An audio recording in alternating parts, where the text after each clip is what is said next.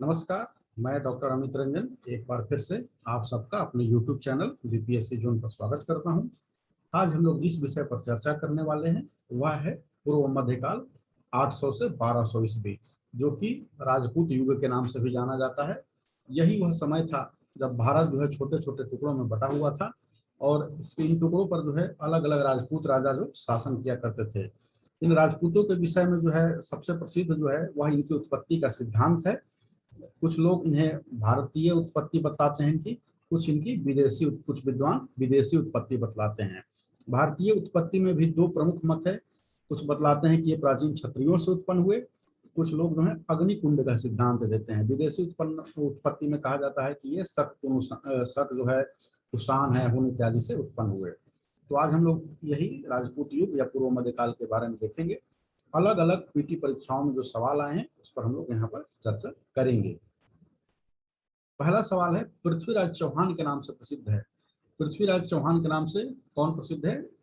पृथ्वीराज तृतीय प्रसिद्ध है। ये अजमेर के शासक थे और तराइन के युद्ध में प्रथम युद्ध में मोहम्मद गोरी को इन्होंने पराजित कर दिया था और उसे छोड़ दिया था। लेकिन दूसरे युद्ध में 1192 में ये पराजित हुए। मिथक यह है कि पृथ्वीराज को कैद कर लिया गया मोहम्मद गोरी के द्वारा, उसकी आंखें फोड़ दी गई। तब पृथ्वीराज ने शब्द वेदी बाण से जो है मोहम्मद गोरी को मार डाला था। वो एक कहावत है कि चार बास 24 गज अंगुल अष्ट प्रदान, ताव पर सुल्तान है मत चूको चौहान। यह किसने कहा था? पृथ्वीराज रासो के जो रचयिता हैं और उनके मित्र हैं और जो उसी के साथ जो कैद हुए थे, तो उसने ऐसा कहा था कि चौहान जो है, हे चौहान राजा, वो तुम्हारे यहाँ पर इतने 4 बास 24 गज पर बैठा है और वहां पर तुम शब्द वेदी बाण निशाना लगाओ। लेकिन यह जो है एक मिथक ही है। मिथक इसलिए क्योंकि यह सिद्ध हो चुका है कि गोरी की मृत्यु जो है आगे चलकर गोखरों के हाथों हुई थी। अगला हम लोग देखते हैं। अच्छा, पृथ्वीराज रासो के विषय में थोड़ा देख लेते हैं। इसमें जो है पृथ्वीराज चौहान के युद्ध और विवाह का वर्णन किया गया है। अलग अलग उसकी शादियां की थी, उसका वर्णन किया गया है। अगला सवाल है, ताम्रपत्र लेख दर्शाते हैं कि प्राचीन काल में बिहार के राजाओं का संपर्क किससे था? तो जावा और सुमात्रा से संपर्क था। पालवंशी शासक देवपाल, देवपाल जो कि पाल वंश का तीसरा शासक था, गोपाल और धर्मपाल के बाद। तो ये क्या था? बौद्ध मतावलंबी था और उसने है जावा के शैलेंद्र वंशी शासक बालपुत्र देव के अनुरोध पर क्या है, नालंदा में एक बौद्ध विहार बनवाने के लिए 5 गांव दान में दिया था। ये ताम्रपत्र लेख से पता चल जाता है।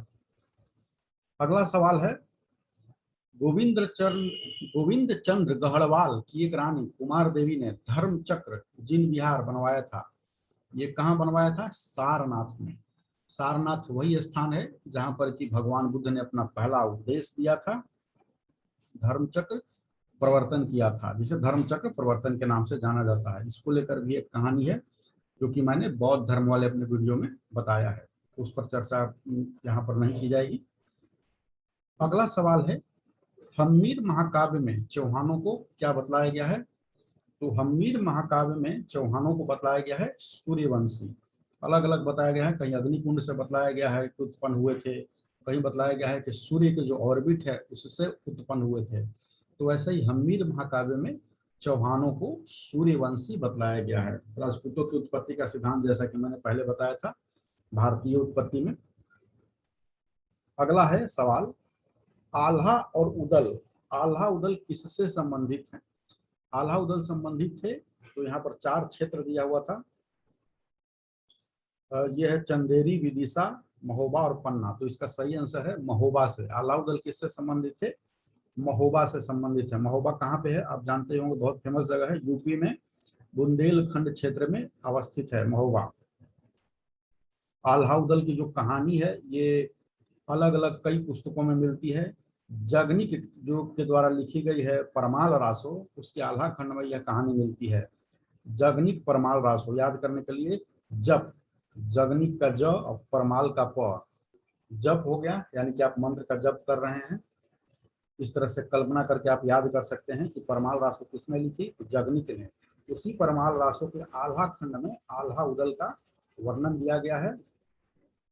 इसके अलावा पृथ्वीराज रासो जो है चंद्रवरदाई ने जो लिखा था उसमें भी आल्हा उदल का वर्णन है। इसके साथ ही साथ भविष्य पुराण जो है, भविष्य पुराण में भी क्या है, आल्हा उदल का जिक्र किया गया है। और ये जो आल्हा उदल जो है ये आल्हा खंड है। आल्हा खंड को कलयुग का महाभारत कहते हैं। आल्हा खंड को, आल्हा उदल क्या थे, दो योद्धा थे, सेना नायक थे। परमार्दी देव, चंदेल शासक है परमार्दी देव, उसके दो सेना नायक थे। और ये उन्होंने पृथ्वीराज चौहान ने जब आक्रमण किया चंदेलों पर, तो इन दोनों ने जो है उनका डट कर मुकाबला किया चौहान के आक्रमण का, और अंत तक लड़ते रहे और लड़ते लड़ते शहीद हो गए, वीर गति को प्राप्त हुए। तो उन्हीं की वीरता की कहानी है आल्हा खंड में। और ये उनकी वीरता की कहानी कई सारी पुस्तकों में मिलती है, जिसका कि मैंने जिक्र किया। और ये संबंधित थे महोबा से, जो कि वर्तमान में उत्तर प्रदेश में बुंदेलखंड क्षेत्र में स्थित है। अगला है पृथ्वीराज रासो के लेखक हैं। मैंने पहले ही इसकी चर्चा की। पृथ्वीराज रासो के लेखक कौन है, तो चंद्रवरदाई। चंद्रवरदाई के विषय में ऐसा कहा जाता है कि चंद्रवरदाई और पृथ्वीराज तृतीय अर्थात पृथ्वीराज चौहान, चंद्रवरदाई, पृथ्वीराज चौहान और एक घोड़ा था, इन तीनों का जन्म एक ही दिन हुआ था, इसीलिए तीनों में एक स्पेशल बॉन्डिंग थी। चंद्रवरदाई जो है पृथ्वीराज का दरबारी कवि भी था, और चंद्रवरदाई जो है उसका बहुत अच्छा मित्र भी था। जैसा कि मैंने ऊपर जिक्र किया, ऐसा मिथक है कि जब पृथ्वीराज पराजित हुआ तो उसके साथ ही साथ जो है चंद्रवरदाई भी कैद कर लिया गया और दोनों को एक ही साथ ले जाया गया था। पृथ्वीराज रासो के विषय में यह कहा जाता है कि यह अधूरी रह गई फिर, तो इसके चंद्रवरदाई के पुत्र ने इसको पूरा किया। चंद्रवरदाई के द्वारा लिखा हुआ एक मिलता है, पुस्तक जलहन हथ दे चंद्रवरदाई चलन नृप का, जैसे कुछ करके है। यानी कि लेखक जो है चंद्रवरदाई ने पृथ्वीराज रासो को की अधूरी पुस्तक को अपने पुत्र को सौंपा, जलहन या कुछ नाम था उसका, उसे सौंपा, और नृप के काज यानी कि राजा के कार्य के लिए ये चले। तो पृथ्वीराज रासो मैंने बतलाया था ऊपर, क्या है इसमें युद्ध और विवाह का वर्णन है पृथ्वीराज चौहान का। इसके लेखक चंद्रवरदाई हैं, पोएट थे उसके। अगला है पृथ्वीराज विजय। पृथ्वीराज विजय के लेखक कौन है, तो ये लेखक हैं जयानक। जयानक भी जो हैं पोएट थे, यानी ये भी दरबारी कवि थे पृथ्वीराज चौहान के। एक महत्वपूर्ण बात यह है कि पृथ्वीराज रासो में चंद्रवरदाई और जयानक दोनों पोएट थे, इसके पृथ्वीराज चौहान के, यानी एक ही दरबार में थे। उसके बावजूद चंद्रवरदाई ने जो रासो लिखा तो जयानक का उसमें जिक्र तक नहीं है। इसीलिए जो है एक आधार यह भी कहा जाता है कि इसके आधार पर कहा जाता है कि पृथ्वीराज रासो जो है फर्जी ग्रंथ है, नकली ग्रंथ है, बाद में लिखा गया है। खैर, इसका उत्तर भी है जो कि मैंने ये रासो की प्रामाणिकता नामक वीडियो जो बनाया है उसमें हमने विस्तार से चर्चा की है। तो खैर यहाँ पर हम लोग देखते हैं पृथ्वीराज विजय के लेखक कौन थे, ये थे जयानक। पृथ्वीराज विजय में भी क्या है, मैंने पहले ही बताया चौहान का दरबारी कवि था ये। और ये कहता है कि चौहानों की उत्पत्ति जो है सूर्य से हुई है, सन के ऑर्बिट से इनकी उत्पत्ति हुई है। और इसी में जयानक क्या करता है, चौहान वंश के राजाओं की सूची प्रदान करता है, और बहुत लंबी चौड़ी, जैसा कि होता है बहुत लंबी चौड़ी सूची प्रदान करता है। उसमें से कई नाम जो है नकली और फर्जी होते हैं, ऐतिहासिक नहीं है। ये लंबी चौड़ी सूची आप कोई भी देखिएगा, लेखक जो होता है किसी राजा का विषय में लिखेगा तो बहुत लंबी चौड़ी उसकी वंशावली इसलिए भी प्रस्तुत करता है, यह दिखाने के लिए कि देखिए आप कहाँ महान से आए हैं। कई कई जो है भगवान राम इत्यादि से भी जोड़ देते हैं, वहां से वंशावली शुरू करते हैं। तो जयानक ने चौहान वंश के राजाओं की सूची प्रदान की थी पृथ्वीराज विजय में। उसमें से कई राजाओं का नाम है गलत है। अगला सवाल है सुमेलित है, इसमें सुमेलित करके ही दिया हुआ है। सारंगदेव या सारंगधर भी बोलते हैं, इसने क्या लिखा था, हम्मीर रासो लिखा था। सारंगधर ने हम्मीर रासो लिखा था। चंद्रवरदाई ने पृथ्वीराज रासो लिखा था। मैंने इसके विषय में बहुत चर्चा ऊपर की है। जगनिक ने क्या लिखा था, परमाल रासो। उसी परमाल रासो का है खंड आल्हा खंड। जगनिक का परमाल रासु याद करने के लिए मैंने बताया था जप, परमाल का प और जगनिक का ज। कोड है ये। नरपति नाल, इसने विशलदेव रासु लिखा था, इसको याद करने का कोड है बीन। बीन, वही बीन बजाता जा सपेरा, विशलदेव का बी और न का नरपति का न। विशलदेव रासु किसने लिखा था? नरपति नाल। आगे हम लोग देखते हैं, राजपूत वंशों में से वह जिसने 8वीं शताब्दी में दिल्ली का या दिल्ली शहर की स्थापना की थी। तो राजपूत वंश में किसने की थी दिल्ली शहर की स्थापना? ये तोमर वंश के अनंगपाल ने दिल्ली शहर की स्थापना की थी। वही दिल्ली जिसे जिन्नातों का शहर कहा जाता है, वही दिल्ली जो कई बार बसा और उजड़ा, यह भी सवाल पूछा जाता है कभी कभी। और हर बार उजड़ने के बावजूद बस जाने के कारण इसको जिन्नातों का शहर कहते हैं। इसकी स्थापना तोमर वंशीय अनंगपाल ने की थी। और यह जानकारी हमें किससे पता चलता है? पृथ्वीराज रासो से इस विषय में हमें पता चलता है। हालांकि स्थापना उसने की थी, लेकिन बाद में जो है चौहानों ने उस पर अधिकार, किस पर? दिल्ली पर अधिकार कर लिया था। अगला सवाल है, जेजाक भुक्ति प्राचीन नाम था। तो बुंदेलखंड को पहले जेजाक भुक्ति के नाम से जानते हैं। बुंदेलखंड जो क्षेत्र है वही महोबा जिसमें अवस्थित है, यूपी वाला। तो बुंदेलखंड को जेजाक भुक्ति के नाम से जानते हैं। और क्यों जानते हैं? चंदेल वंश का जो संस्थापक था नन्नु, उसका पौत्र था जयसिंह या जेजा। तो उसी जेजा के नाम पर क्या है? जेजाक भुक्ति उस क्षेत्र का नाम पड़ा। पुंड्रवर्धन भुक्ति अवस्थित थी, ये बीपीएससी में आया हुआ सवाल है, पीटी में। पुंड्रवर्धन भुक्ति अवस्थित थी, वो उत्तर बंगाल में यह अवस्थित है। अगला सवाल, पाल वंश का संस्थापक था। पाल वंश का संस्थापक कौन था? गोपाल था।